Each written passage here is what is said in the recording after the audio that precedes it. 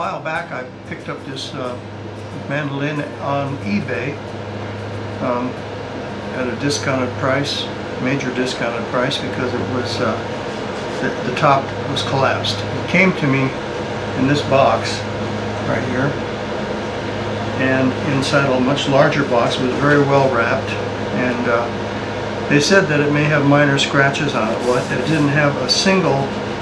It has more scratches on it since I've had it, messing with it, than it had when it came. It was immaculate on the outside. It's a Washburn model M3EK-A Mandolin, F-style. I kind of figured when I bought it that the issue would have been something to do with the tone bars or brace bars, whatever you want to call them, having come loose. And sure enough, when I got it, both of them are loose, completely loose on the back here, about up just behind the bridge, maybe right at the bridge. So what I've done is take out the electronics so I can get at this black line here I put on here is just tape showing about where the bass bar is on that side, the tone bar is on this side. Before I took the electronics out, I tied them up with a piece of heavy-duty string here, so that I can retrieve them, hopefully a little easier, and guide them back in the hole. That hasn't been a problem when I've gone in to try to clean the glue off the braces. I made this handy tool. It's just a piece of stiff metal wire that I soldered a X-Acto blade, the curved kind, the round kind, an X-Acto blade onto it, and then I glued with original Type Bond glue some 120 sandpaper, so I could hopefully get up in there. And it turned out this tool has been awesome. It works great. I'm able to get in here easily, and the bar is right along this area, so I come in from the side and go up, and I'm sitting right there now up inside the brace, and I just go back and forth like this with it over that brace, and I think it's doing pretty well. Depending on how I angle this, if I tilt it up, I can get the back edge on this side, the outside edge of the brace, upside where the glue is, and then if I angle it down, I can angle it up and get the inside edge.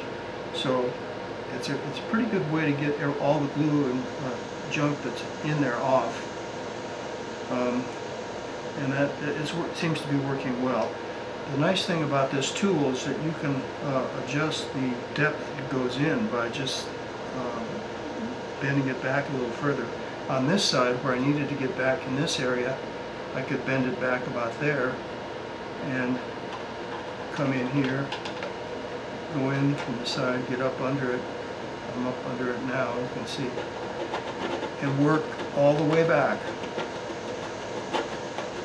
And so far, that's worked really well. And again, with the angle of the sandpaper, I can get the back, get pretty much any surface area. So this tool has worked out very well.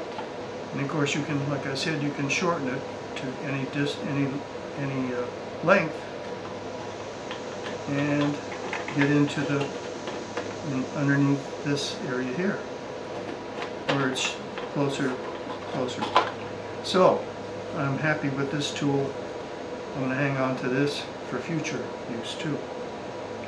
The biggest issue is how do you clamp the clamps on the inside, and a lot of people say you can go in with little sticks and prop them up, and to me that's kind of a tough thing to do, because you've got to find a way to get in there and not only get it in line somehow, but also push the bottom until it gets up to the right, until it closes.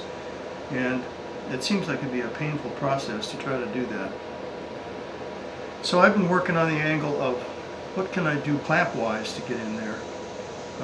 that's the good thing about the clamp method, is that you don't have to worry about bulging out the mandolin when you're putting the braces in. You have to clamp over the top of the instrument to keep the instrument about at the right level.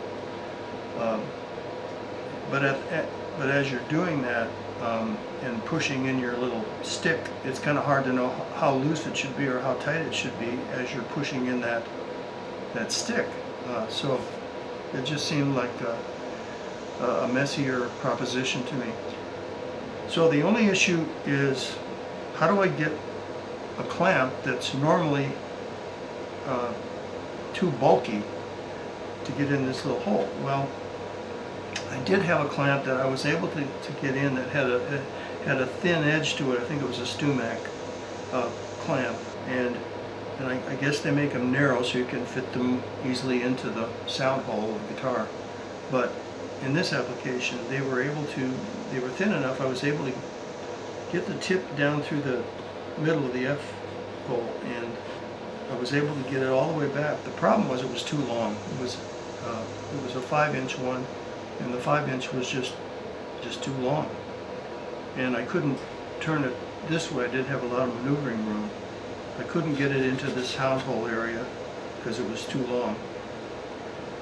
So I was reading online, and there's a thing called a violin viola cleat clamp that is the right length, and it goes easily into a violin F hole. So that scares me a little bit, because I know a violin F hole is pretty darn small. So I'm not sure that it's going to have the strength to close that clamp. But anyway, I ordered that, and I'm waiting for that tool to show up. So I hope it's a sturdy clamp. The one I need is one of the middle range. It's not the longest one, so I'm hoping that it has the most, more strength to close that gap. If it does, we're home free. If it doesn't, my other clamp pretty closely does the job, and so I'll do that. But that's kind of where I stand right now. I'm going to take my time with this and not rush things. I'm going to have to remove this pick guard to get, well, I may not have to if the smaller clamps work, but so I think I'll hold off on that. But that's where we stand right now.